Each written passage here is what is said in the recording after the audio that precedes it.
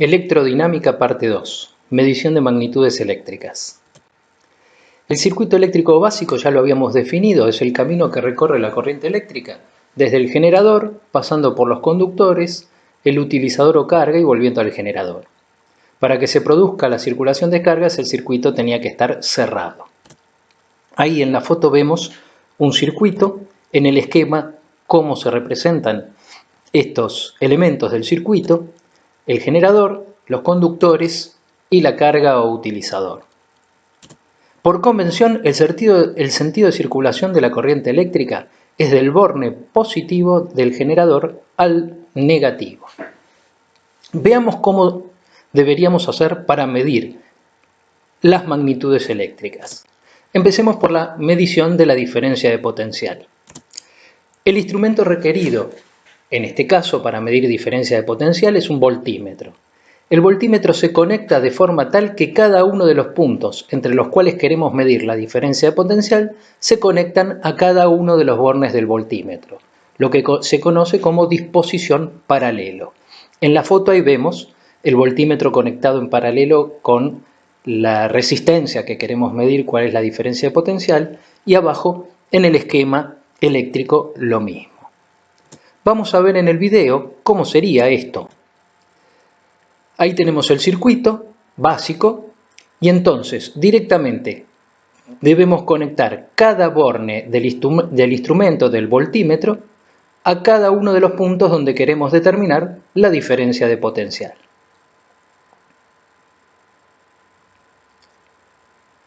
Esa disposición se llama en paralelo. Veamos ahora cómo sería la realización de la medición de la intensidad de corriente eléctrica.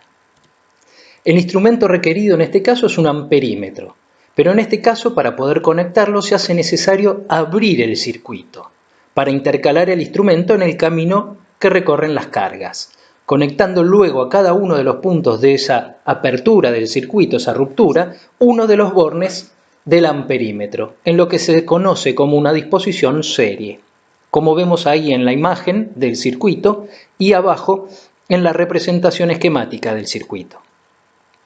Vamos a ver en un video cómo sería esto. Ahí vemos el circuito, la apertura del circuito conectando ese borne al instrumento, al amperímetro, y desde el amperímetro volvemos a conectar para cerrar el circuito. En ese caso la disposición del amperímetro está en serie. El voltímetro se conecta, como acabamos de decir, en paralelo entre los puntos a medir la diferencia de potencial. El voltímetro es un instrumento que tiene una resistencia interna muy grande, prácticamente infinita, ¿sí? ¿Y qué pasa si por equivocación lo conectamos en serie? Por la alta resistencia al voltímetro solo tendremos error en la realización de la medición. No se debe conectar el voltímetro en serie. El amperímetro, como dijimos, se conecta en serie, abriendo el circuito e intercalando el instrumento donde queremos medir la intensidad de corriente. El amperímetro tiene una resistencia interna muy baja, prácticamente cero. Si por equivocación conectamos en paralelo, como la resistencia del amperímetro es prácticamente nula, dañamos el instrumento. Así que, ojo, no conectar amperímetro en paralelo.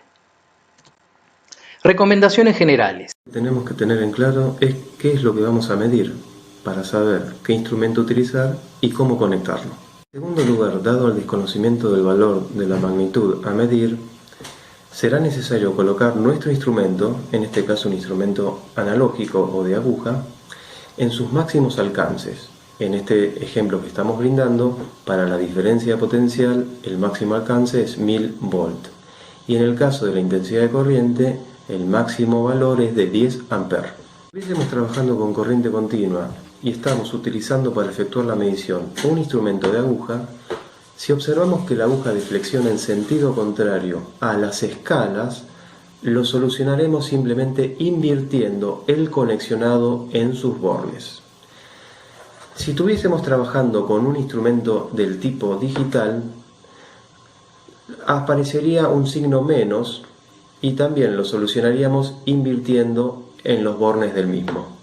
Con el tema del uso de los instrumentos analógicos o del tipo de aguja, cuyo funcionamiento basa en lo que ocurre al circular cargas por un conductor enrollado, que se dan fenómenos electromagnéticos y por lo tanto atraería algún cuerpo ferroso o de metal o de hierro, que en este caso es la aguja. Si nosotros observásemos que la aguja deflexiona o se desvía en forma leve, lo que deberíamos hacer es ir bajando esos alcances hasta lograr que la aguja se centrase en las escalas de lectura. ¿Cómo hacemos la lectura de la medición de ese valor? En primer lugar, debemos aclarar que las escalas que figuran en este tipo de instrumento, semejante a lo que utilizamos en la escuela, en el laboratorio de física, son de escalas lineales, es decir, que cada división vale lo mismo. Por lo tanto, ¿cómo se efectúa la lectura? Hay que hacer un cálculo previo, que se conoce como sensibilidad, es decir, al alcance que tomamos en una escala determinada, lo dividimos por la cantidad de espacios o divisiones de dicha escala. Efectuando ese cálculo, hallaremos lo que hemos dicho, que se conoce como sensibilidad, o también sinónimo de lo mínimo que podría medir en esa escala el instrumento. Hallada la sensibilidad, lo que deberíamos hacer es simplemente multiplicar por los espacios que la aguja se desvió o deflexionó.